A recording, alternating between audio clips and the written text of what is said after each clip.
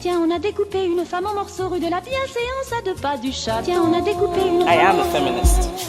Je vous obsède avec une Je ne constance suis pas conduit qui appelle quand même l'admiration. d'une façon conforme à ce qu'on attend d'une jeune fille d'abord et d'une femme ensuite. I'm sorry that I didn't become the world's first black classic pianist. Des femmes artistes, activistes, politiques. J'aime pas les garçons, ça fait mal, taper. People are suffering. People are dying. How dare you? C'est même pas la faute des juges, c'est le système. J'irai où je veux, je tracerai ma route. La poudre, pour moi maintenant, ça devient une archive extraordinaire du féminisme de cette dernière décennie, quoi. Bienvenue dans la Boum. poudre. Je suis Lorraine Bastide et aujourd'hui, je reçois Salomé Saké.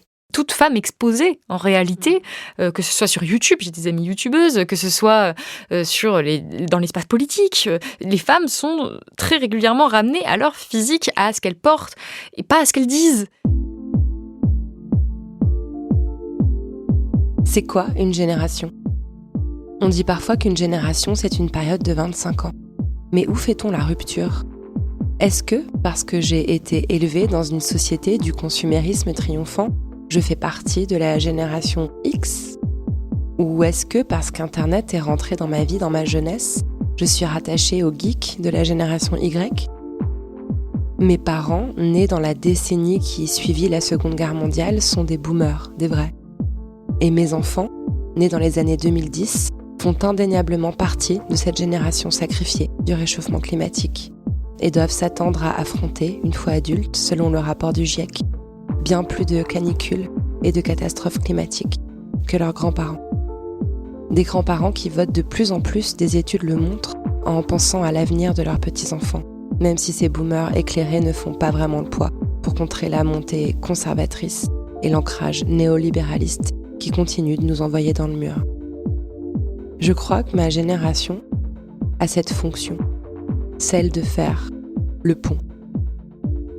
15 ans me séparent de mon invité. Et au fil de notre interview, j'ai eu parfois le sentiment d'appartenir à sa génération. Mais à d'autres moments, comme lorsque je lisais son livre, j'avais le sentiment qu'elle me prenait par la main et me montrait la voie.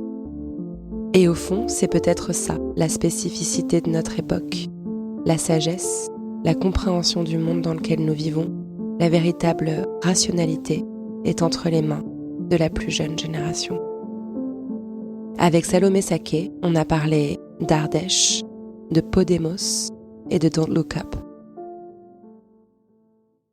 Salomé Saké, vous êtes journaliste. Vous dirigez le pôle économique du média indépendant Blast. Vous officiez également sur France Info et sur France Télévisions.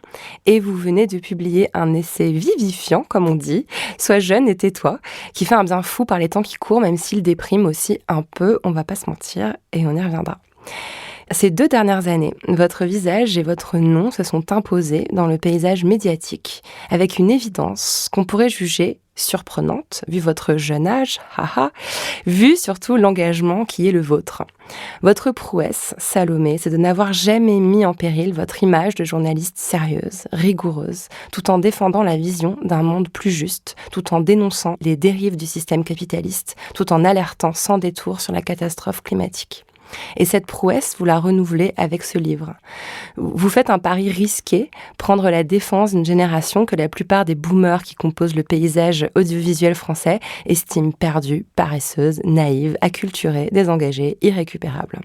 Vous défendez cette génération comme vous accomplissez tout votre travail avec des faits, des chiffres, des statistiques, des témoignages, de l'émotion aussi, mais pas de larmes, pas de voyeurisme, quelques pointes d'humour, mais en note de bas de page. Au final, le travail est magistralement fait. Et d'ailleurs, votre livre est bien accueilli, si je ne me trompe pas. Est-ce que vous aviez peur que ce livre vienne ternir votre sérieux journalistique ? Déjà, merci beaucoup pour cette invitation et cette introduction très flatteuse. Je suis touchée. Oui, j'avais clairement peur des répercussions que pouvait avoir ce livre sur mon image, en tout cas l'image de sérieux que j'essaie de préserver.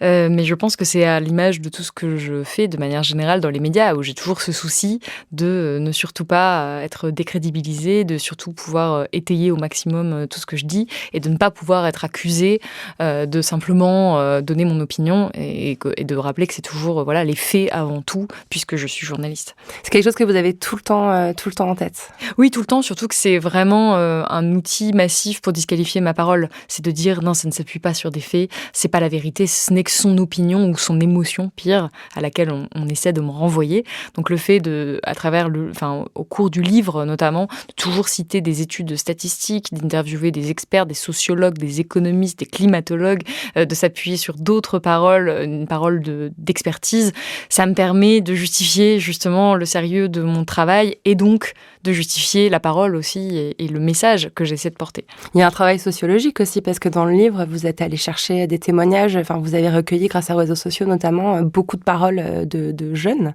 Vous parlez pas que aussi en votre nom, vous avez aussi recueilli les voix de dizaines de personnes de cette génération.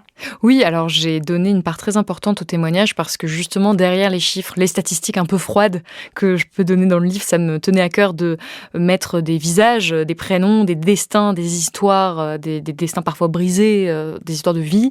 Alors je ne sais pas si je qualifierais mon travail de sociologique parce que je ne suis pas sociologue et que je n'ai pas forcément la capacité de réunir un échantillon parfaitement représentatif de la jeunesse française. Moi, en tout cas, j'ai tout fait pour qu'il le soit. Mais je me suis clairement appuyée sur des études sociologiques. Mais ces témoignages, c'est plus pour moi le cœur aussi du travail journalistique puisque je suis allée sur le terrain entre guillemets pour ça. C'est un mot commun d'ailleurs à la sociologie et au journalisme. Oui, c'est vrai. Terrain. Ouais. C'est vrai qu'on pourrait avoir une réflexion sur la distinction entre le journalisme et la sociologie. En tout cas, j'ai vraiment essayé de rapporter au mieux les paroles des différents jeunes que j'ai pu rencontrer et que j'estimais représentatives d'un pan de la jeunesse, chacun à leur manière. Ça qui me fascine quand même chez vous, c'est que vraiment, vous venez de le revendiquer et ça m'étonne pas. Vous avez vraiment cette volonté de conserver votre sérieux qui est important en fait, parce que vous portez des messages qui sont très importants et effectivement, si d'un seul coup vos adversaires ont le pouvoir de dire non, elle est futile, elle est frivole, etc.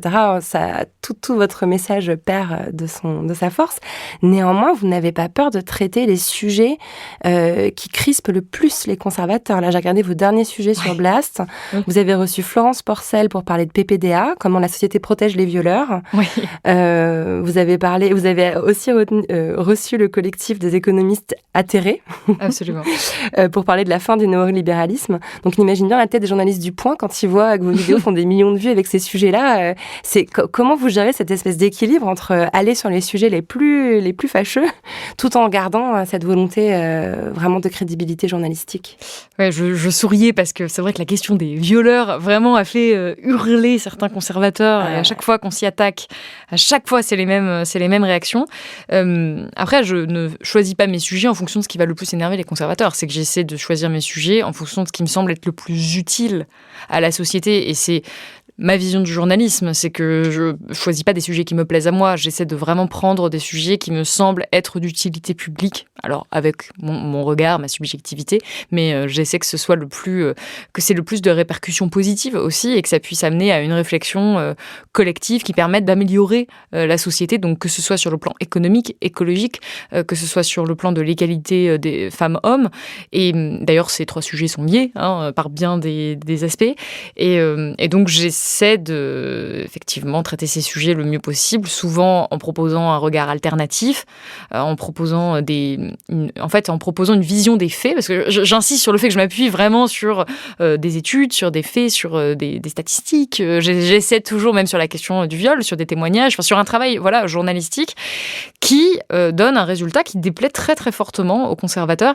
Et c'est étonnant, vous avez parlé du fait que je pourrais être accusée de frivolité, de futilité. J'ai beau faire tout ce que je peux pour ne pas l'être, je suis quand même accusée de frivolité, de futilité. Je continue à avoir des articles très peu flatteurs à mon égard pour dire pour me réduire à au soi-disant peu sérieux de mon travail, ou surtout à mon genre, à mon physique, à beaucoup de choses, ceux qui aussi n'ont aucun rapport avec mon travail. Donc même en faisant tous ces efforts-là, c'est je donne pas le bâton pour me faire battre, donc je fais attention. C'est pour ça que je fais autant attention à être si pointilleuse et si précise. Et quand je dis ça, c'est pas pour me jeter des fleurs, c'est-à-dire que c'est une blague, moi, dans les médias dans lesquels je travaille, c'est que je suis considérée comme monomaniaque, complètement acharnée du fact-checking, parce que je vais vérifier mes sujets plus que nécessaire, tellement j'ai peur de l'erreur.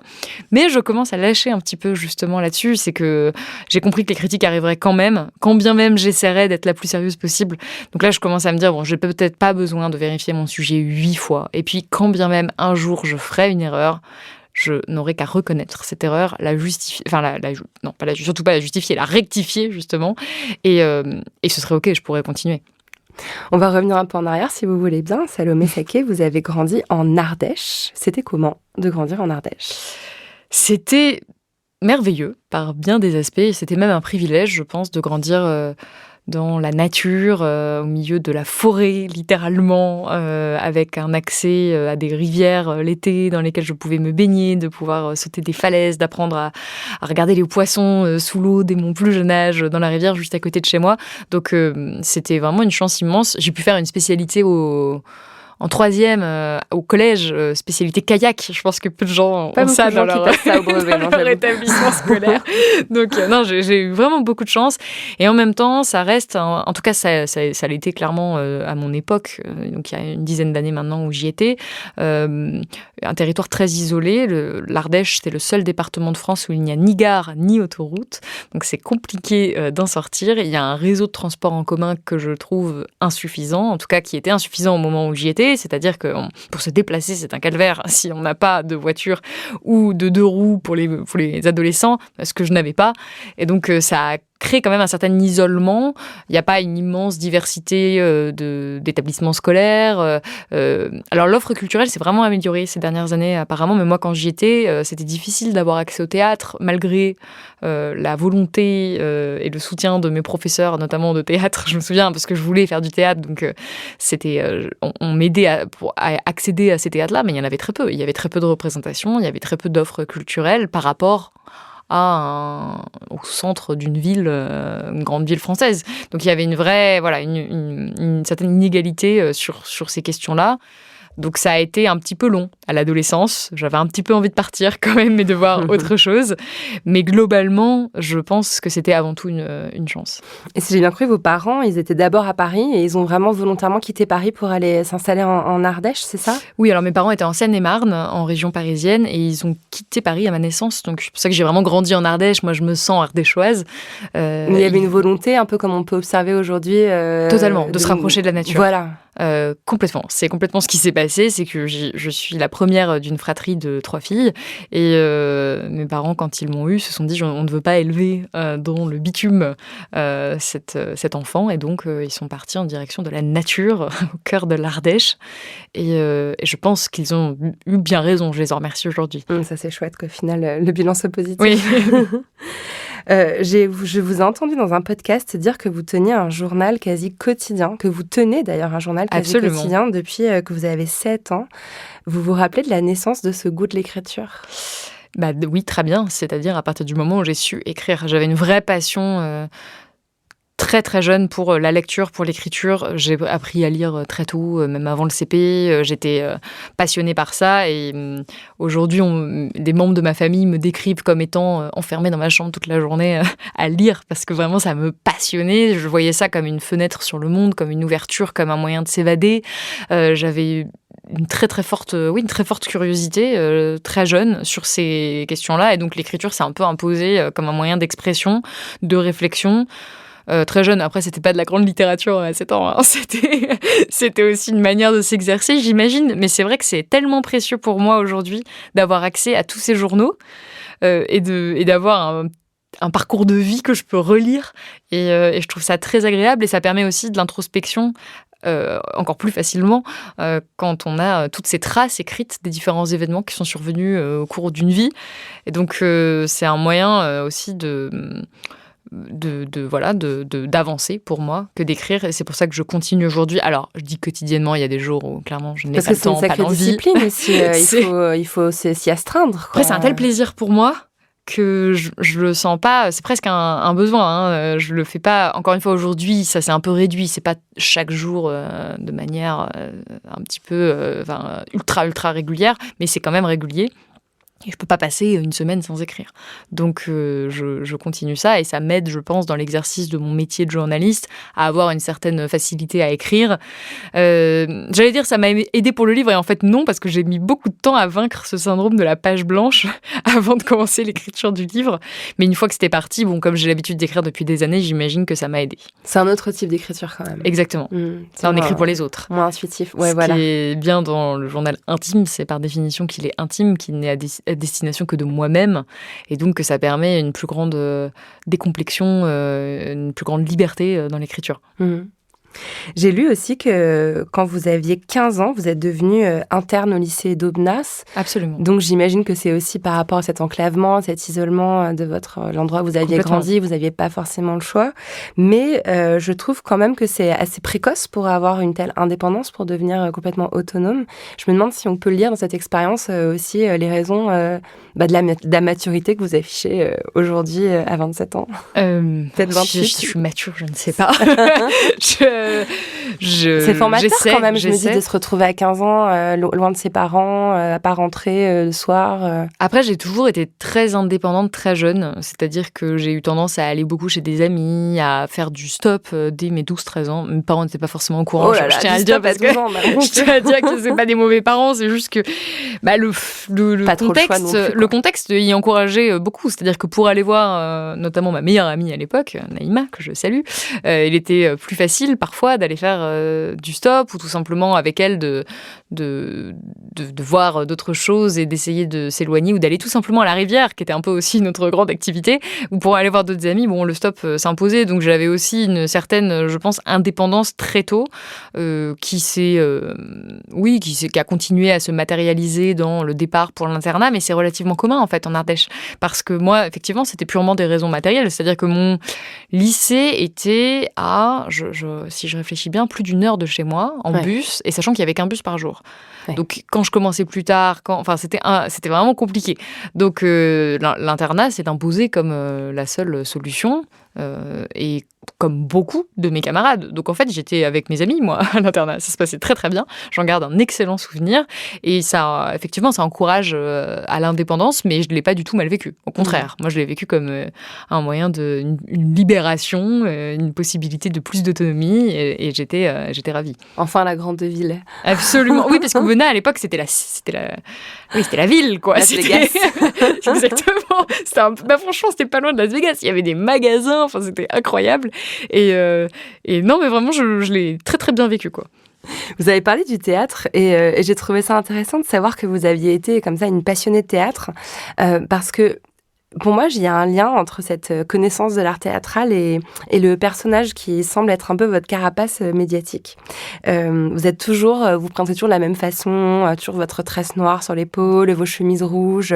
Et je me demande si justement une de vos protections dans ce milieu ô combien violent qu'est la sphère médiatique, il n'y a pas un personnage que vous êtes constitué et que vous performez. Alors, est-ce que c'est un personnage ? Je ne suis pas sûre, mais ce qui est certain, c'est que c'est une partie de moi qui n'est pas entière. Je ne suis pas 100% moi-même, avec le naturel que je peux avoir avec mes amis ou ma famille, sur un plateau de télé ou dans les médias.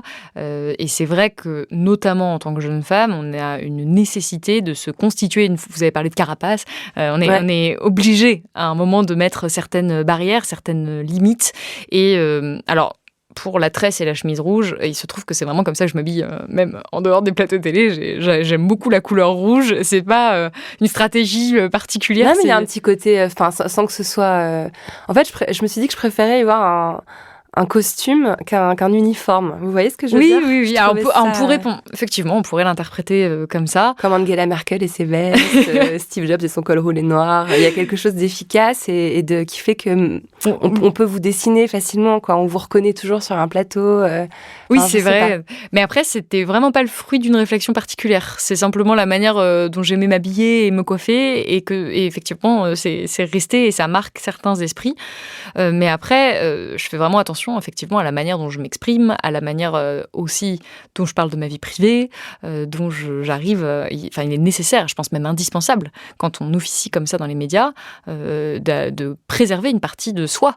Parce que quand on est dans cette lumière médiatique, on est sous le feu, littéralement, des critiques en permanence. Et si on est 100% soi-même, c'est terrible, parce que ça veut dire que toutes les critiques parfois extrêmement violentes qu'on reçoit, on les reçoit sur soi-même. Alors que si ce n'est que sur cette partie purement professionnelle que j'essaie vraiment d'incarner dans les médias, c'est pas moi qu'on juge. C'est mon travail, c'est ce que je vais pouvoir incarner médiatiquement, politiquement, mais c'est pas moi. Mais si j'étais 100% moi-même, ce serait invivable, ce serait intolérable de recevoir des critiques aussi violentes. Et donc je pense que cette dissociation entre le moi public et le moi privé, mais encore une fois j'insiste, le moi public c'est aussi moi, je veux dire c'est pas purement un personnage monté de toutes pièces, hein, mais cette dissociation est indispensable pour sa santé mentale tout simplement. Et le théâtre vous a aidé à construire ça ou rien à voir ? Je pense que le théâtre m'a clairement aidé dans la capacité à m'exprimer et dans la capacité à prendre de la place sur un plateau télé aux côtés d'autres personnes, à prendre la parole, à avoir une certaine éloquence, même si j'ai beaucoup de progrès encore à faire de ce côté-là. Ça m'a permis quand même de savoir occuper, finalement d'apprendre à occuper une scène, ça permet d'apprendre à occuper un plateau médiatique et d'apprendre à poser sa voix. Enfin, c'est des choses toutes bêtes, mais qui ne sont pas forcément naturelles. Et d'avoir fait 15 ans de théâtre, je pense clairement que ça a été une aide assez considérable. Salomé Saké, vous êtes née femme ou vous l'êtes devenue ? Toujours la grande question. La grande question impossible de la poudre. Je le suis devenue, j'imagine. Oui, je le suis devenue parce que j'ai aussi conscientisé ce statut de femme au fur et à mesure des années. Et donc, j'ai aussi adapté mes comportements en fonction des différentes discriminations notamment que j'ai pu subir comme toutes les femmes. Et je le disais, je suis un peu par exemple extrêmement pointilleuse au point que c'est presque excessif parce qu'on me tombe dessus tellement facilement, je pense pas que ce soit étranger à mon genre, que j'anticipe. Et donc il y a clairement des comportements que j'ai développés qui ont un rapport avec mon genre. Et je pense aussi effectivement à la manière dont je m'habille. Alors les chemises rouges, j'adore ça, c'est quelque chose que je portais à la base, mais je m'autorise peu d'extravagance vestimentaire. Je ne m'autorise absolument pas de vêtements moulants que je peux pourtant porter dans la vraie vie. Je ne m'autorise pas de décolleté. Je ne m'autorise pas très peu de robes, d'ailleurs, parce que j'ai reçu tellement de commentaires. Et là, c'est uniquement lié à mon genre. Sur ces questions-là, il y a tellement de commentaires sur mon physique. Rien que là, récemment, sur la question du livre que j'ai sorti, je suis passée à un moment dans un média sur Quotidien avec une veste en jean. Je ne pensais pas qu'une veste en jean pouvait susciter tant de débats. Mais oui, même une veste en jean suscite des débats. On m'a reproché de porter un tissu qui avait besoin de beaucoup d'eau pour être produit ou de ne pas être respectueuse des personnes en plateau parce que c'était trop vulgaire. Surtout que vous avez littéralement 4 tenues sur lesquelles vous tournez sur place. Enfin, je trouve ça admirable, ça se voit que vous consommez peu, que vous faites attention. Enfin, non, mais bien sûr, mais c'est juste que c'est symptomatique du traitement qui est réservé uniquement aux femmes. Et donc, je vois bien que je modifie mon comportement. Donc oui, je suis devenue, en tout cas, cette femme-là. Ouais, mais c'est intéressant ce que vous dites, parce qu'en fait, il y a un double mouvement, c'est-à-dire que plus vous êtes assignée femme, moins vous vous autorisez les attributs de la, entre guillemets, féminité, quoi. C'est-à-dire que le fait qu'on vous répète sans cesse que vous êtes une femme et que vous devriez obéir à certaines injonctions, ça fait que vous les refusez de plus en plus. Après, c'est la féminité au sens traditionnel. Moi, j'essaie d'éviter tout ce qui peut me valoir d'être sexualisée, parce que c'est un peu aujourd'hui le plus grand danger pour moi. Donc tout ce qui est, par exemple, une fois j'avais mis un rouge à lèvres très rouge, j'ai jamais refait parce que la moitié des commentaires portaient sur le rouge à lèvres rouge. Or moi je parlais d'économie à ce moment-là, j'ai pas envie qu'on discute de ça, donc en fait j'essaie d'enlever tout ce qui va pouvoir perturber. Après je sais que dans tous les cas je ne peux pas échapper aux commentaires. Il y en aura toujours, mais ils sont quand même en plus petit nombre quand je ne fais rien qui perturbe visiblement le spectateur. Mais par contre, j'aborde ces questions-là, j'en parle dans ce podcast, j'en parle dans des émissions. Je le fais même parfois à la fin de mes émissions. Par exemple, après cette fois où j'avais eu beaucoup de commentaires une fois sur mon physique, et j'avais fait un commentaire dans la conclusion de la vidéo suivante en disant écoutez, il s'est passé ça dans l'espace commentaire de la vidéo. J'essaie d'éduquer un petit peu les spectateurs. C'est pas normal. Ça me fait pas plaisir de lire ça. Même si vous voulez me complimenter sur mon physique, je suis journaliste. En fait, je ne le prends pas spécialement comme un compliment. Si vous voulez me complimentez mon travail. Et il y avait des gens dans les commentaires qui avaient réagi en disant c'est vrai, je l'avais pas vu sous cet angle. Donc voilà.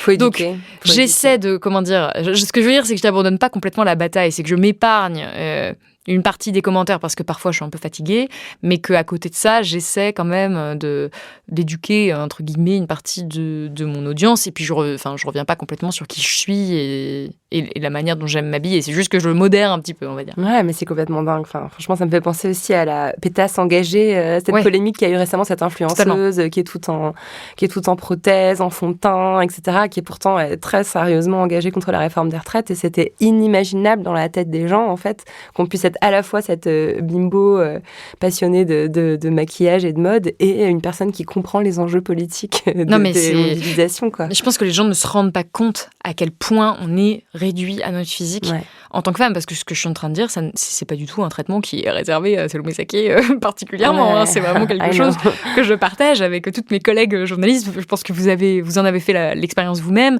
et qui est toute femme exposée en réalité, que ce soit sur YouTube, j'ai des amies youtubeuses, que ce soit dans l'espace politique.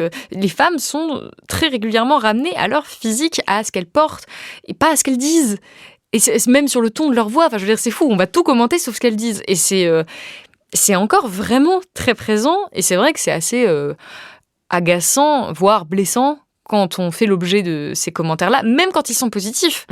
Parce qu'on est... à part quand on travaille, j'imagine, dans le mannequinat ou dans des milieux spécifiques liés à ça, au physique ou aux vêtements. Quand c'est pas notre métier, on n'a pas envie de parler de ça spécialement. Et d'ailleurs, on ne parle pas aux hommes de ça. Mais mes collègues journalistes hommes n'ont jamais ces commentaires.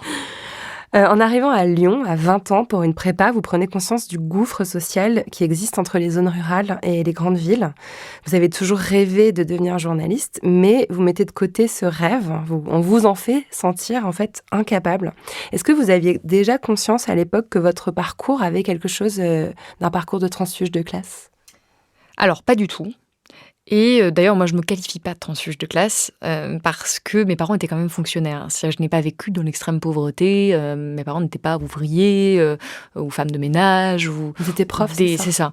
C'est ça. Donc, c'est quand même pas la même chose. C'est pour ça que je n'ose pas, et je pense que ce serait indécent de me qualifier de transfuge de classe.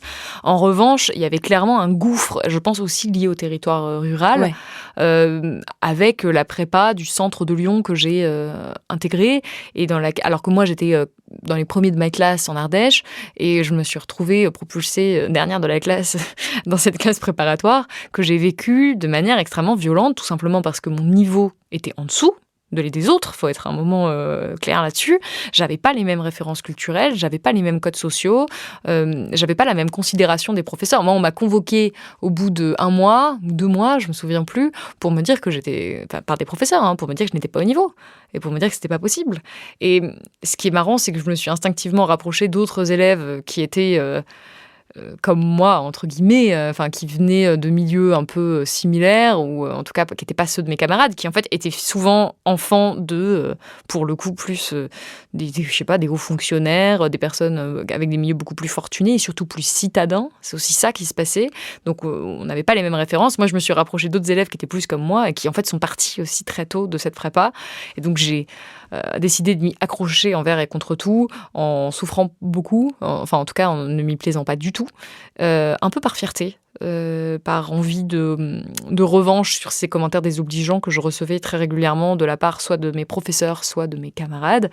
Pour leur donner tort. C'est ça, j'avais envie de leur donner tort. Aujourd'hui, je suis pas sûre que c'était la bonne décision d'ailleurs. Je l'ai vraiment fait par ego. Et c'était, certes, j'ai appris plein de choses, mais à la fin de mes études, j'avais une opinion extrêmement dévalorisée de moi-même et de mes capacités intellectuelles.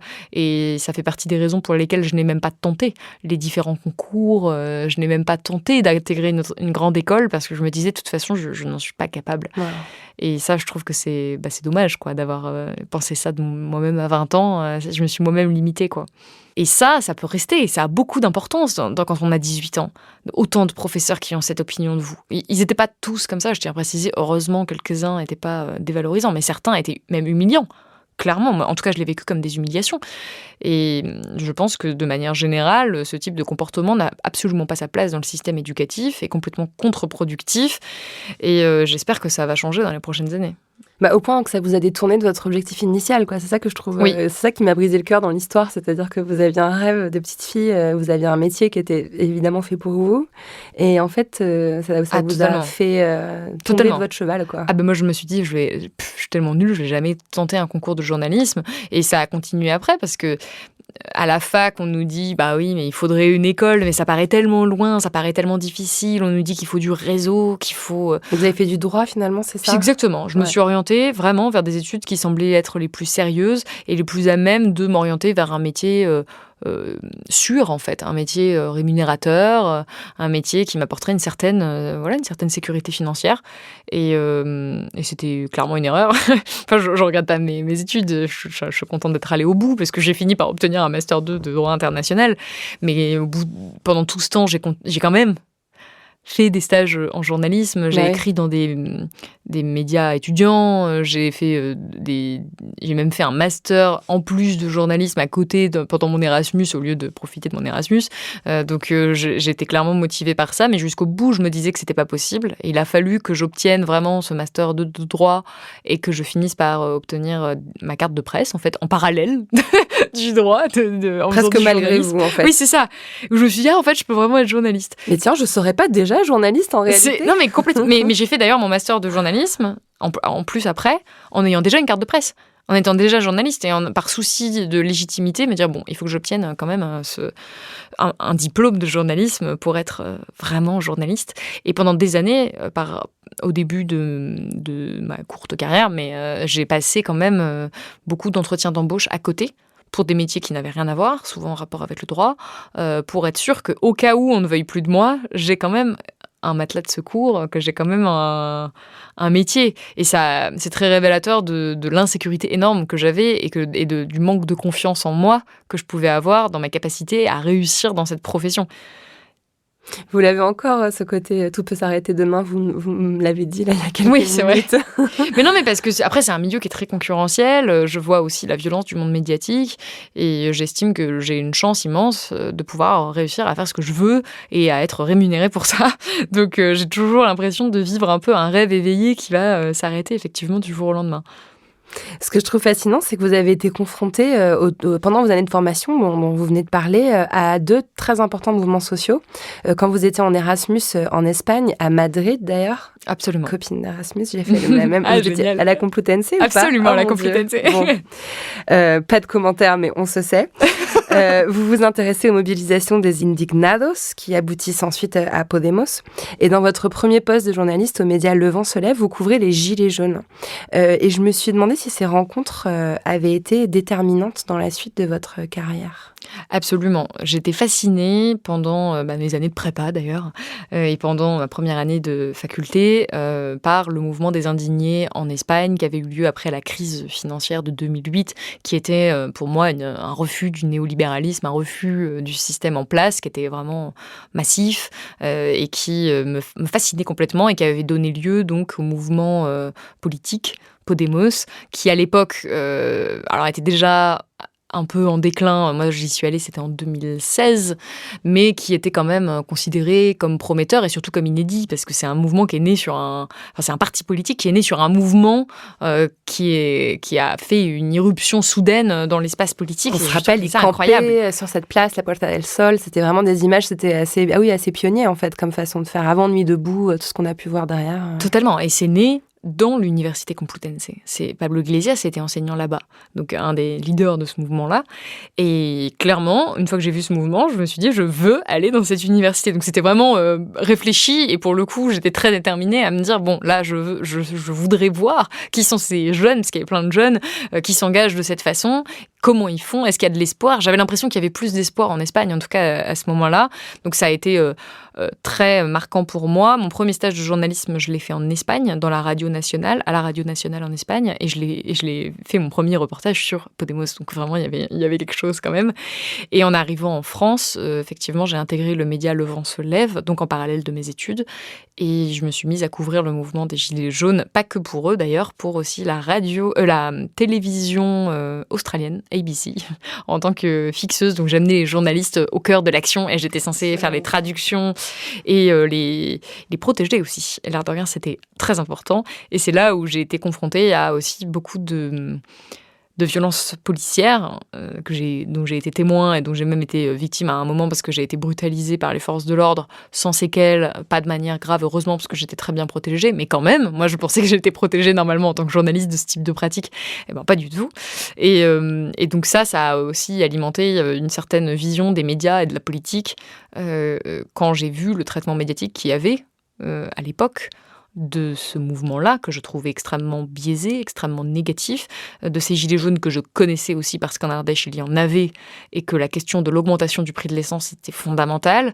Et bien sûr, j'avais déjà cet intérêt pour l'économie qui me permettait de voir que cette taxe était clairement injuste. En tout cas, si on se place du point de vue de la justice sociale, de taxer l'essence et de ne pas taxer le kérosène des avions, ça pouvait sembler assez aberrant. Et donc, j'avais une certaine... j'avais envie de comprendre en fait ce mouvement, de le décrire, de donner la parole aux acteurs de ce mouvement-là, et les médias ne le faisaient pas de la manière dont je trouve qu'il aurait fallu le faire, c'est-à-dire de manière plus équitable. Et il y avait vraiment clairement une focalisation sur les violences des manifestants que je trouvais totalement injustifiées, et donc qui a été déterminant dans ma carrière de journaliste, parce qu'à l'époque, je travaillais déjà pour la télévision, et pourtant je me suis dit, bon, je veux pas faire que ça. Je veux pas rester uniquement à travers ce prisme-là des médias dits traditionnels. Et donc, c'est pas pour rien qu'après, j'ai quand même intégré des médias indépendants en parallèle, et que je continue aujourd'hui à me dire, bon, j'adore la télé, j'aime beaucoup la radio aussi, ces médias qui me donnent la possibilité de parler, mais j'aurais du mal à abandonner ces médias indépendants dans lesquels on peut avoir un ton qu'on a nulle part ailleurs. Bah, ça fait du bien, Blast. Moi, j'écoute que Blast. Moi, je les écoute, les émissions, je les écoute en podcast. Merci beaucoup. D'ailleurs, je le dis aux gens qui savent pas, on peut les écouter en podcast, oui, pour ceux qui ont la flemme des vidéos comme moi. Absolument. C'est vachement efficace. Et justement, on arrive là où je voulais qu'on arrive, c'est cette critique des médias. C'est évidemment la culture du viol, les violences policières, la crise climatique. Le problème, c'est que ces sujets sont absents, ou alors complètement traités de façon légère, voire contre-productive par les grands médias. Et on le retrouve aussi dans votre livre. Ce sont les grands médias qui produisent ce discours, quasiment un discours de haine contre les jeunes, sans la moindre contradiction. J'en ai vraiment pris conscience en vous lisant. C'est vrai que je me disais, oui, effectivement, les vieux boomers n'aiment pas les jeunes, mais quand on liste en fait les adjectifs qui sont accolés, la construction d'un discours sur leur dangerosité supposée dans plein de contextes différents, ça m'a beaucoup marqué. Et d'un autre côté, on déroule le tapis rouge à des espèces de vieux gars. Alors j'ai adoré la façon dont vous décrivez l'accueil qui a été fait à Brice Couturier avec son livre OK Millennials, complètement ridicule. Donc voilà, on est dans un contexte quand même où 90% des médias privés appartiennent à 9 milliardaires. Je trouvais ça important de rappeler ce chiffre parce que ça donne vraiment un peu envie de se pendre. Est-ce que Blast et La Poudre et les quelques médias indépendants qu'on essaye de faire avec nos moyens à nous peuvent suffire à contrer cette puissance de feu médiatique conservatrice et Là, on a clairement un retour d'une parole conservatrice qui est de plus en plus importante dans certains médias privés. Alors, quand on dit les médias traditionnels, on a tendance à oublier que le service public, pour moi, se distingue quand même de ces médias-là. Oui. D'ailleurs, j'ai précisé les médias privés. Oui, c'est pour ça. Mais parce que moi, je travaille pour le public et je trouve qu'on y trouve quand même aussi une certaine liberté de ton, une certaine vision des enjeux économiques et écologiques et féministes et heureusement, même si c'est pas parfait, c'est quand même, ça se distingue de CNews. C'est ça que je veux dire, clairement. Après, effectivement, il y a un retour en force de cette vision du monde extrêmement conservatrice qu'on voit là, par exemple, avec le traitement de la réforme des retraites, le traitement de la jeunesse dans la mobilisation contre la réforme des retraites, dans la mobilisation contre les méga-bassines, où, effectivement, on leur accole des qualificatifs que je trouve très peu nuancés, en tout cas. Et un traitement qui est souvent à sens unique, de dire, bon voilà, les jeunes sont violents, enfin, ces jeunes sont dangereux, regardez, ils peuvent tout faire basculer, il convient donc de les réprimer avec force, et c'est normal. Je pense à une chronique notamment qui a été faite sur RTL, qui avait l'air de dire que c'était totalement normal d'utiliser la violence... Châtiment corporel. Voilà, non, mais c'est quand même assez, c'est quand même assez fou. Et ça s'inscrit dans un contexte plus global où beaucoup de médias, et là, pour le coup, y compris sur le service public, ont un traitement de la jeunesse qui est pas à l'image des jeunes, en fait, tout simplement. C'est-à-dire qu'on va souligner souvent les dérives dans les pratiques culturelles des jeunes. Je pense à TikTok, par exemple, qui est vraiment l'illustration parfaite de ce phénomène, où on va décrire dans de longs reportages toutes les dérives qui sont réelles de TikTok, de tous les aspects négatifs que peut avoir ce réseau qui est le réseau des jeunes, en impliquant bien souvent tout de même en sous-titre que les jeunes sont un petit peu une génération d'abrutis. Un peu débilos. Non, mais c'est ça, qui finalement aurait une minute d'attention et regarderait des contenus complètement stupides, complètement futiles, et serait incapable d'avoir une pensée construite et éclairée, notamment. Et en fait, on oublie souvent que TikTok, c'est aussi un réseau de la créativité individuelle, que c'est aussi un réseau où des jeunes produisent ça peut être des chorégraphies, ça peut être des contenus même aujourd'hui de vulgarisation, ça peut être des contenus de sensibilisation. Je pense à la question de la santé mentale qui a été abordée par beaucoup de jeunes sur ce réseau et qui ont aidé d'autres jeunes. Ça peut être un réseau de la communication.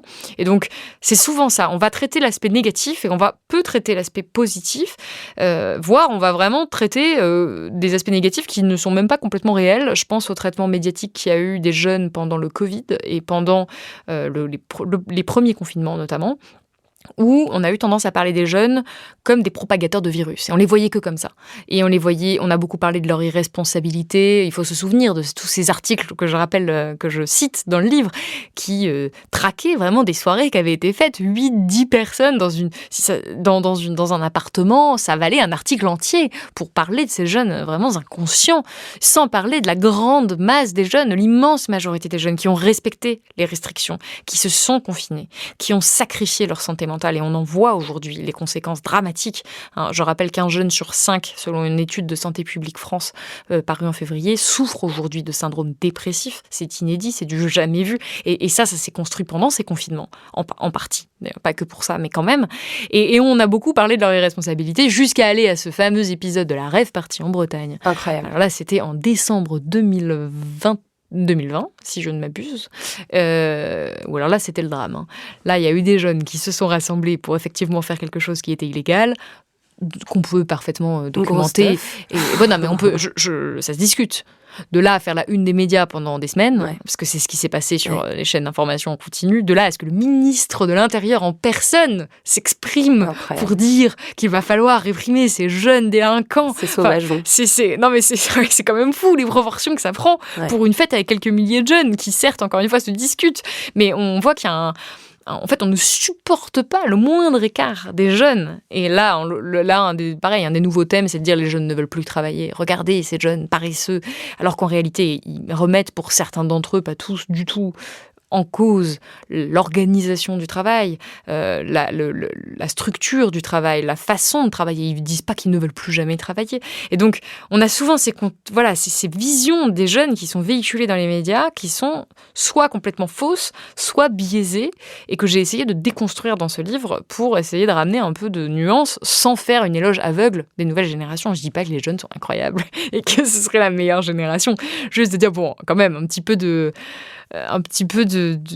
d'indulgence aussi. Il y a une construction de stéréotypes, comme on peut le faire d'ailleurs pour les vieux ou les femmes. Enfin, il y a une espèce d'uniformisation, d'essentialisation qui fait qu'on passe complètement à côté de toutes ces nuances dont vous parlez. D'ailleurs, ça me fait penser... Enfin, j'avais une question qui est arrivée sur une question vraiment de boomeuse d'ailleurs sur Internet, où on voit que c'est à la fois l'outil de tous les dangers, de la diffusion de toutes les fake news, de tous les harcèlements en ligne, des trafics de photos d'enfants, etc. Mais c'est aussi, comme vous venez de le dire, l'endroit de la déconstruction politique, du partage culturel, du désenclavement aussi de beaucoup de jeunes, par exemple handicapés, qui peuvent accéder à plein de contenus qu'ils n'auraient pas sur Internet. Totalement.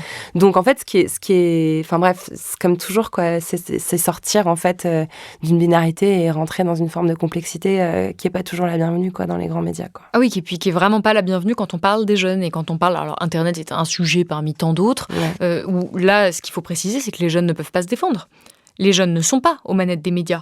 En termes de représentativité, ils ne sont pas là pour faire entendre leur voix. Et les quelques jeunes qui sont dans les médias, dont je fais partie, parfois peinent à faire entendre cette parole, sont disqualifiés de manière quand même assez violente par certains, encore une fois pas tous, je précise, mais c'est quand même assez difficile. Non mais c'est pas facile, honnêtement, de faire entendre cette voix un petit peu différente, et surtout on n'est pas assez nombreux. C'est-à-dire que moi je parle de la jeunesse, j'ai fait tout mon possible pour faire un travail journalistique ou d'aller donner la parole à différents jeunes, j'essaie de parler de l'expérience des jeunes, mais je ne représente pas la jeunesse. D'ailleurs il n'y a pas un représentant de la jeunesse. Je fais face à des difficultés ou des avantages auxquels ne font pas face d'autres jeunes, et je ne suis pas représentative.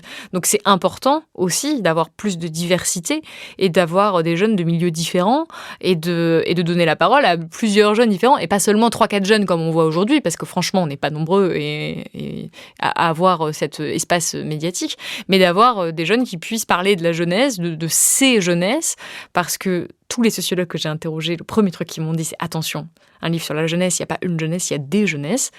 Et aujourd'hui, clairement, cette diversité n'est pas du tout prise en compte dans les médias, n'est pas représentée, et ces jeunes n'ont pas un accès, privilégié aux médias, comme l'ont des personnes, des hommes aussi d'un certain âge, plutôt bourgeois, dans ces médias-là, pour parler des questions de jeunesse, ce qui est quand même un comble.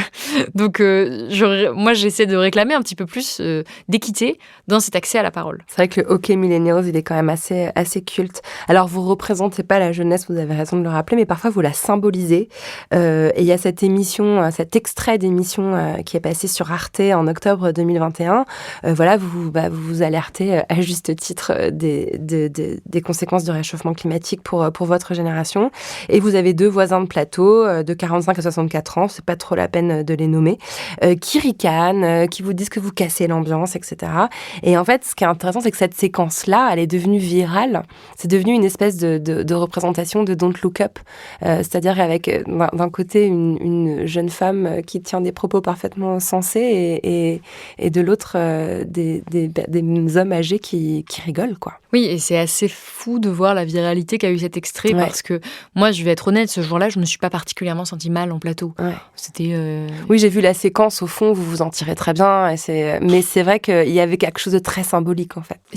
Oui, honnêtement, c'était une séquence parmi beaucoup d'autres.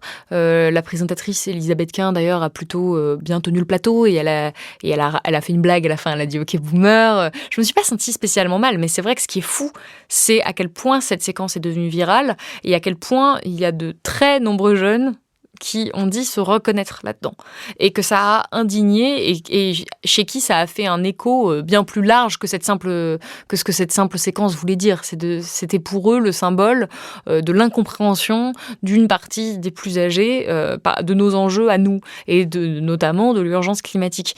Et pour moi, c'est symptomatique de ce manque d'écoute que ressentent les jeunes en fait et que j'ai retrouvé dans mon enquête parce qu'ils ont été très nombreux à avoir la sensation de ne pas être pris au sérieux. Et c'est pas pour rien que cette séquence est devenue aussi virale et aussi partagée par des jeunes. Beaucoup plus par des jeunes, clairement, dans les messages que j'ai reçus, que par des plus vieux, quoi. Elle a été déterminante pour l'écriture du livre, cette séquence ? Pas tant que ça, parce que j'avais déjà l'écriture du livre en cours. En tout cas, j'étais déjà en train de commencer mon enquête quand c'est survenu. Et surtout, ce qui est fou, c'est que cette séquence est passée complètement inaperçue au début. Elle a été tournée, en réalité, c'était en octobre 2021. Oui, si je ne dis pas de bêtises. Et donc, Look Up est sorti en décembre, à la fin décembre. Et donc, en octobre, cette séquence, il ne s'est absolument rien passé. Elle a été vaguement remarquée sur les réseaux, mais rien du tout. Et en fait, c'est un autre compte de quelqu'un que je ne connais pas, qui a fait un montage de cette vidéo avec le film Don't Look Up qui est sorti. Et là, ça a complètement explosé. Donc en fait, je dois un peu aussi l'explosion de cette séquence à... donc Look Up, à Leonardo DiCaprio, je me dis. D'ailleurs, peut-être qu'il faut donner la ref à le celles film de ceux qui pourraient ne pas la voir. Donc Look Up, c'est une fiction qui est parue sur Netflix et qui racontait deux scientifiques qui essaient d'alerter sur l'imminence d'un impact qui allait détruire la Terre et que personne ne croit et qui font rigoler tout le monde. Et c'était évidemment une métaphore de la crise climatique. Mais c'est vrai que cette séquence a beaucoup tourné. Alors, je vais arriver au moment, pourquoi j'ai dit en intro que ça m'avait complètement déprimé, votre bouquin, parce qu'en fait, et d'ailleurs ça arrive assez tard, à peu près à la moitié de l'ouvrage, il y a ce chiffre, on fait « Ah, mais attends !»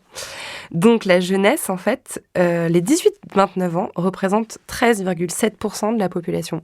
Et les plus de 60 ans représentent 26,7% de la population. Donc en fait, j'ai pris conscience, grâce à vous, ça m'a complètement déprimée, que les jeunes ne faisaient juste pas le poids, qu'il y avait de toute manière un écrasement démographique qui faisait que leurs revendications ne pouvaient en fait pas faire le poids numériquement face à 30% de boomers, quoi. Ah mais totalement, et c'est le grand argument des plus âgés, c'est « mais si vous voulez changer le monde, allez voter ». Allez, mais vous qui votez pas, d'où vous venez vous plaindre ? C'est un petit peu ça qu'on nous dit, à nous les jeunes. Et ce que je voudrais rappeler dans effectivement ce livre, c'est que quand bien même tous les jeunes demain se mettraient à aller voter, et il faut savoir que la sensibilité politique des jeunes aujourd'hui est clairement du côté de l'écologie, même si c'est pas tous les jeunes, c'est quand même la majeure partie des jeunes, le premier parti pour lequel ils votent, ce sont des partis d'écologie, voire d'écologie radicale. Et les plus âgés, eux, votent avant tout pour des partis conservateurs. Donc on a quand même une vraie polarisation entre les votes.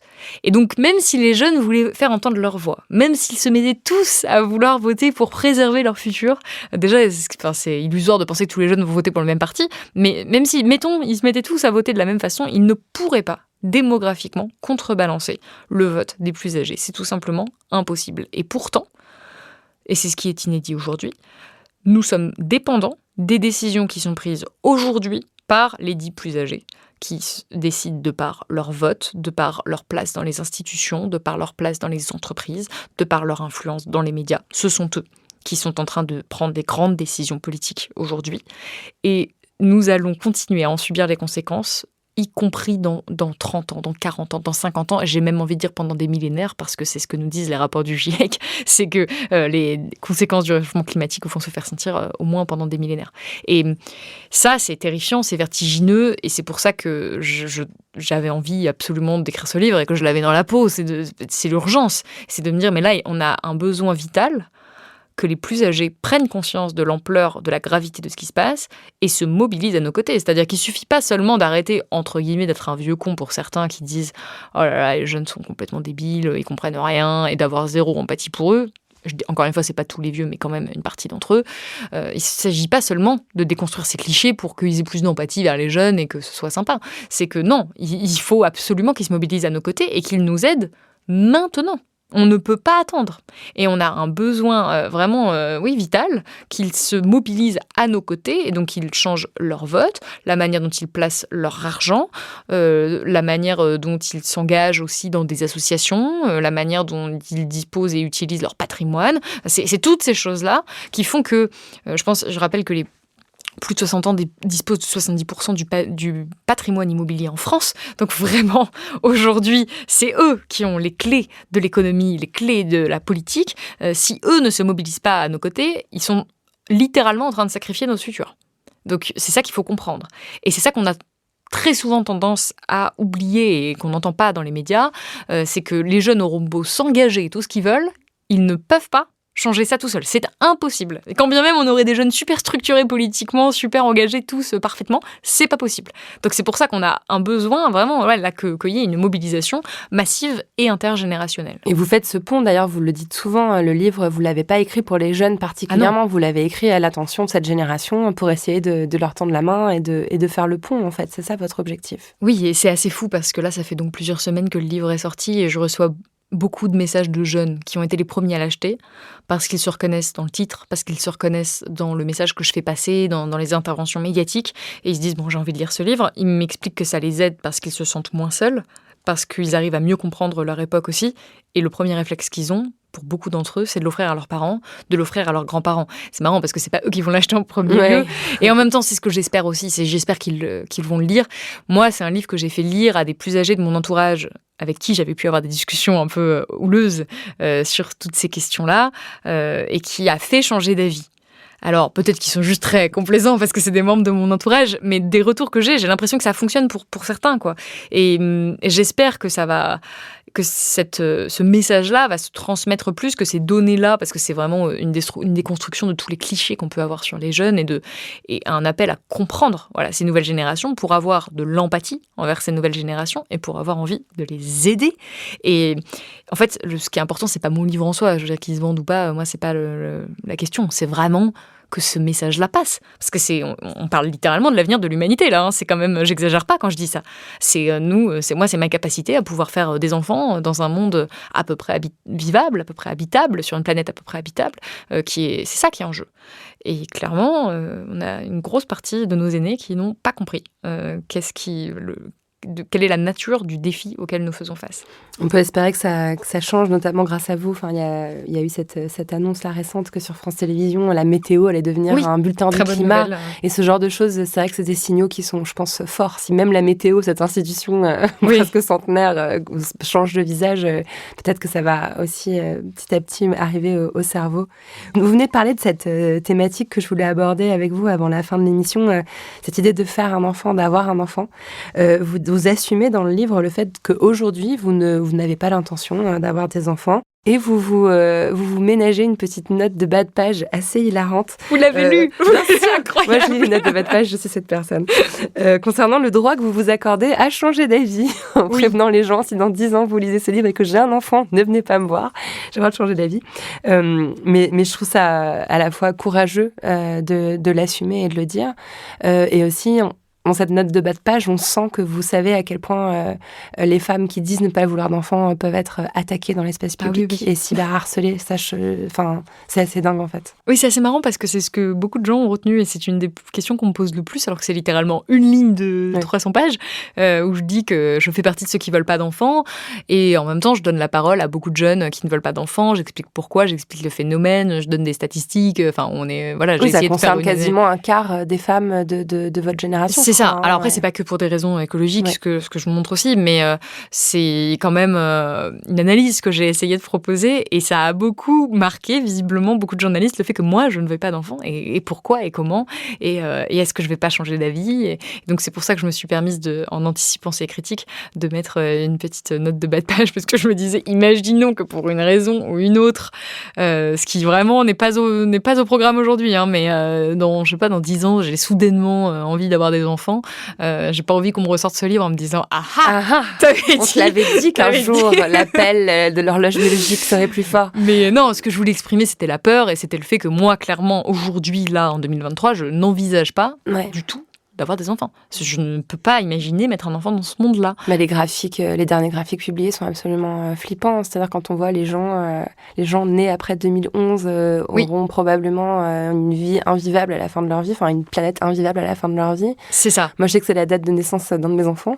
Ah oui. Quand je lis ça, je tremble au plus profond de moi-même. En fait, je sais pas quoi faire de cette information. C'est c'est vraiment ce que nous montre la synthèse du dernier rapport du GIEC qui est paru il y a quelques semaines, donc vraiment il y a pas longtemps, qui souligne les inégalités générationnelles face au réchauffement climatique et qui nous rappelle, alors c'est peut-être pas ce rapport-là, mais en tout cas ce chiffre vient de la revue Science et j'en suis sûre et certaine, c'est que c'est les personnes nées en 2020 vont subir 7 fois plus de vagues de chaleur que les personnes nées en 1960. Donc là, on voit quand même qu'il y a une très très grosse inégalité générationnelle qui est mise en avant, donc je le disais dans le rapport du GIEC, qui est mise en avant même par Valérie Masson-Delmotte, la climatologue, par plein de gens qui disent attention, en fait, les jeunes effectivement vont avoir un avenir assez sombre vu ce qu'on est en train de faire.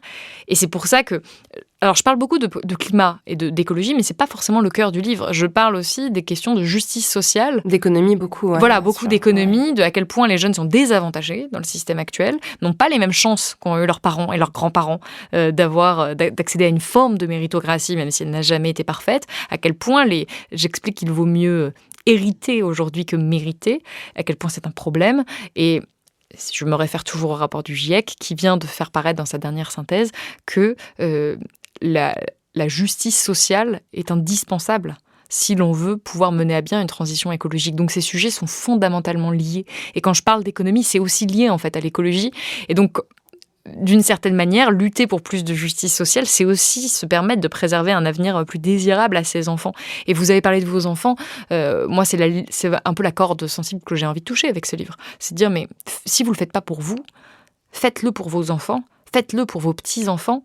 Et contrairement à ce que vous pensez, le fait d'accumuler du patrimoine, le fait d'avoir une certaine aisance financière ne protégera pas les générations, votre lignée, en fait, ne protégera pas vos descendants. C'est-à-dire que vous aurez beau donner le plus d'héritage possible à vos enfants, à vos petits-enfants, vous ne pourrez pas les prémunir contre ce qui arrive. Et la seule solution qui existe est collective. Et donc la meilleure façon de préserver leur futur, c'est de vous engager collectivement. Et donc pas que pour les jeunes que vous connaissez vous, mais aussi pour les jeunes, là en l'occurrence je parle de la France, donc à l'échelle du pays. Enfin, c'est la seule façon de réussir à vivre à peu près correctement collectivement. Et il y a un moment où l'argent ne servira plus à rien, en tout cas ne sera plus suffisant. Donc c'est ça aussi que je veux mettre en exergue. J'avais assisté à une réunion publique de dernière rénovation. D'ailleurs, j'aurais voulu qu'on parle de Sacha rapidement, qui est cette jeune femme de 22 ans qui allait représenter ce mouvement. Alors, c'est ce mouvement qui fait des gestes assez spectaculaires, assez médiatiques, d'aller se coller au bitume ou de débarquer sur le cours de Roland-Garros en indiquant le nombre de jours qui restent avant de changer le cours des choses. Et Sacha, évidemment, a été harcelée, insultée, etc. Et vous mettez un extrait d'une lettre qu'elle vous a adressée où en fait... Non, c'était pas une lettre, c'était une rencontre. Une rencontre. On s'était vu. Et en fait, c'est une petite fille désespérée que vous avez face à vous. Mais c'était marrant parce que je l'avais vue, donc Sacha, qui est une jeune femme qui a beaucoup d'éloquence, beaucoup de talent médiatique, qui a donc 22 ans et sur ses plateaux, beaucoup d'aplomb, qui est sur ses plateaux de télé à se faire insulter, à se faire humilier, à se faire... c'est vraiment dégradant, les séquences médiatiques dans lesquelles elle a été, où je pense que ça touche pas à mon poste notamment, où vraiment on est sur du lynchage public. Elle est seule, elle a 22 ans, et elle essaie d'exprimer son inquiétude et de donner la parole, enfin de porter la parole des scientifiques, et elle a l'air tellement solide que c'est assez impressionnant. Et puis je l'ai croisée sur le plateau d'Arrêt sur Image, c'est la séquence que je relate, où on lui a repassé cette séquence-là pour la commenter et elle s'est mise à pleurer. Et je me suis dit, mais en fait, c'est juste une jeune fille terrifiée. C'est avant tout ça. Et ces modes opératoires de bloquer des routes, d'interrompre des événements, d'interrompre les Césars, qui sont si critiqués, alors qu'aujourd'hui, nous n'en connaissons pas l'efficacité. C'est-à-dire qu'en fait, je ne peux pas vous dire c'est efficace, c'est bien, c'est pas bien. Nous n'avons pas d'études qui puissent montrer que ce soit bien ou pas bien. Aujourd'hui, on n'a pas assez de recul. Donc, Ça a forcément un impact. On est toujours en train d'en discuter comme si c'était la pire des choses, alors qu'on ne peut pas le prouver. Mais ces modes opératoires sont avant tout pour moi l'expression d'un certain désespoir. Ouais. C'est-à-dire qu'on ne sait tellement plus quoi faire pour être entendu. Les scientifiques se sont tellement époumonés dans des tribunes, dans des rapports, dans des médias, sont tellement en train d'alerter depuis des années. Il y a des manifestations, il y a des mobilisations, et rien ne change de manière significative qu'à un moment, on se dit pourquoi pas bloquer des routes. Et je rappelle que Julia Steinberger, qui est scientifique, qui est co-autrice du GIEC, s'est elle-même allongée sur une route, tellement elle ne sait plus comment, elle non plus, exprimer son désespoir, et elle se dit solidaire des jeunes. Donc pour les jeunes qui font ça, je pense qu'il faut avoir une certaine indulgence avec eux, même si on peut discuter du mode opératoire, et voir avant tout le symptôme de cette terreur que ressent cette partie de la jeunesse. Et je parle de terreur, j'utilise le mot à dessein, hein. C'est les jeunes qui sont les plus informés à un degré vraiment élevé sur la réalité du réchauffement climatique et de la perte de la biodiversité, sont terrifiés. Pour certains, c'est paralysant. Salomé Saké, vous avez beaucoup parlé de votre insatisfaction permanente. Vous êtes une travailleuse acharnée. Vous avez aussi parlé des attaques que vous prenez parfois. Et de temps en temps, à demi-mot sur les réseaux sociaux, on comprend que ça peut être aussi très fatigant, ce rythme. C'est pourquoi je vous pose cette question avec vraiment beaucoup de compassion. Est-ce que vous avez accès à votre chambre à vous ? Est-ce que vous avez du temps de vous reposer, Salomé ? Alors, j'ai peu pris le temps de me reposer, et notamment pour des raisons que j'explique dans le livre. C'est-à-dire, alors je l'explique pas, je parle pas de moi, de ce cas-là, mais on est tellement poussé à travailler. On nous prévient pas quand on est jeune sur les risques de burn-out, sur les risques du surtravail, justement. On nous dit, mais t'as la force de la jeunesse, vas-y. Et puis, si t'y arrives pas, c'est parce que tu travailles pas assez. C'est aussi ça. Et quand on se met à cumuler 1, 2, 3, 4 emplois, comme ça a été pour le cas pour moi, on nous dit pas attention. On nous dit pas, peut-être là, voilà, mon employeur, à l'époque où je travaillais de nuit, m'a jamais dit, peut-être qu'il faut se reposer, peut-être qu'il faut arrêter de travailler les nuits en même temps qu'on fait des études. Et le système économique est fait d'une telle façon qu'il encourage vraiment les jeunes à se tuer à la tâche. Et en nous disant, mais de toute façon, quand on veut, on peut. Pas plus tard que récemment, sur France 2, dans l'émission Quelle époque, où il y a un journaliste qui disait, moi j'encourage les jeunes à tout donner, à tout sacrifier. Et aujourd'hui, moi je suis en train de changer de discours là-dessus, parce que j'ai moi-même adhéré à ça. Alors en sachant que c'était pas super sain, mais en me disant, c'est bon, je suis jeune, ça va aller. Clairement, aujourd'hui, j'ai totalement changé d'opinion. J'essaie de ralentir, parce que je peux pas promouvoir toute la journée le fait de ralentir et moi-même à côté accélérer. Il y a vraiment un paradoxe qui est trop grand. Et donc, j'essaie de retrouver une chambre à moi, une vie personnelle, parce que j'ai plus que négligé ma vie personnelle pendant toutes ces années, justement c'était un peu le prix à payer pour moi, pour être à la télévision, pour réussir à accomplir ce rêve professionnel. Mais il ne faut pas oublier que ce rêve, quelques rêves professionnels que ce soit, a des limites en fait. À un moment, que le métier dit passion a ses limites aussi, et que c'est jamais bon, quoi qu'on fasse, de se sacrifier complètement pour son travail. Et c'est vraiment un discours qu'il est important pour moi de déconstruire, parce que c'est quelque chose qu'on entend souvent dans la bouche de personnes qui ont fait du journalisme, de l'art, des métiers dits passion, qui sont arrivés relativement haut et qui disent mais c'est parce que j'ai tout donné, j'ai tout travaillé, et qu'ils le disent avec une certaine fierté. Et je peux comprendre, parce qu'ils ont aussi probablement tout donné, tout sacrifié, mais qu'ils disent en valorisant ce type de comportement. Je pense que le changement va venir du fait qu'on arrête de valoriser ça, et qu'on arrête de se dire mais elle le mérite parce qu'elle s'est tuée à la tâche. Moi, je pense que j'ai trop travaillé, vraiment, et pourtant je n'ai que 27 ans. Et j'en vois aussi des répercussions aujourd'hui claires sur ma santé, sur ma sociabilité, sur ma vie personnelle, et je pense que rien ne vaut qu'on se sacrifie à ce point, qu'on sacrifie à ce point sa vie personnelle. Donc, clairement, aujourd'hui, je réapprends doucement à avoir des loisirs, ce que je n'ai pas eu pendant toutes ces dernières années, à avoir plus de vie sociale, et à garder du temps calme et du temps de réflexion aussi. C'est ça qui manque. C'est quand on est dans l'action tout le temps, on manque ce temps de réflexion, manque ce temps pour se poser, pour s'ennuyer aussi. Et c'est marrant parce que je suis en train de dire ça, et je ne suis même pas sûre de le respecter en sortant de ce studio. Vous êtes en promo, après c'est compliqué, mais oui, c'est ça. C'est important de rappeler que la chambre à soi, à l'origine, dans l'esprit de Virginia Woolf, c'était pas pour dormir, c'était pour créer aussi. C'est aussi avoir l'espace de laisser les idées germer, comme vous dites. Oui, c'est ça. Mais c'est vraiment fondamental et j'espère que ça va sortir des discours qui se veulent être des discours aussi méritocratiques de la part dont je parle dans le livre, de ces youtubeurs, de ces streamers, de ceux qui sont les stars des jeunes et qui disent mais moi j'ai tout donné, j'ai tout fait, j'ai tout sacrifié et c'est pour ça que j'en suis arrivée là. Et je pense vraiment qu'il faut... Ça veut pas dire de pas travailler, hein. Attention, je suis pas en train de... Juste, faut pas travailler. Moi, à un moment, je travaillais 100 d'heures par semaine. C'était n'importe quoi. Donc, je déconseille fortement. Je trouve que le travail et le surtravail ont trop longtemps été valorisés et le sont encore trop. C'est-à-dire, vous vivez à Paris comme moi, de dire « Oh là là, mais j'ai travaillé toute la nuit, je suis crevée. Je suis sous l'eau. » Voilà. Et c'est un peu cool, quoi. C'est un peu... c'est pas du tout... on s'excuse pas de ça. On s'excuse, on fait semblant de s'excuser. Mais en fait, on dit quand même qu'on est très actif et qu'on réussit bien, finalement, dans la vie. Et je pense que ça doit... Enfin, le regard social là-dessus doit changer. Et il est doucement en train de changer. Et j'ai un petit bout... Désolée, je rappelle ce que je dis dans mon livre, mais en même temps, j'en parle. Où je donne la parole à ces jeunes qui refusent ce système. Et qui sont de plus en plus nombreux. Et qui se disent, mais nous, on ne veut plus adhérer à ça. Et la question de ralentir le temps de travail se pose d'autant plus dans le cadre de l'urgence écologique. Donc, surtout... En fait, je voudrais pas, parce que j'ai beaucoup travaillé, moi, me faire l'espèce d'étendard de ça et faire une espèce de pub un peu cachée pour le fait de se donner à fond. Et c'est pour ça que j'insiste, Moi, je ne suis pas influente, mais je veux dire, s'il y avait quelques personnes qui écoutent ce podcast, je ne voudrais pas donner la mauvaise impression. Ça évoque quoi pour vous, la poudre ? J'ai pas réfléchi à cette question. Très très très bonne question. Que m'évoque la poudre ? La poudre de dynamite, moi. Je pense à ça, la poudre de la rupture, quoi, de tout faire... Alors, je vais pas dire tout faire exploser, parce que là, je vais avoir des problèmes. Mais tout impulser, en tout cas, un changement assez radical. Je pense à cette impulsion dont on a grandement besoin aujourd'hui. Merci beaucoup, Salomé. Merci beaucoup pour l'invitation.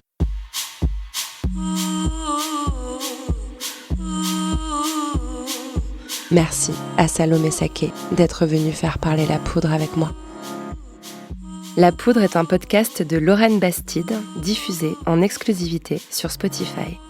À la production, Marie-Laurence Chéry, assistée par Sophie Volatier-Godard. À la prise de son, au montage et au mixage, Marion Emery. Le générique est une réalisation de Lorraine Bastide et Marion Emery sur une idée originale de Aurore Meyer-Mailleux et un tapis musical signé Bonnie Banane. Vous pouvez retrouver La Poudre sur les réseaux sociaux et nous y faire tous vos retours. Les livres associés à chaque épisode sont rassemblés sous le hashtag La Poudre lit. Merci pour votre écoute, prenez soin de vous et surtout, continuez de faire parler la poudre.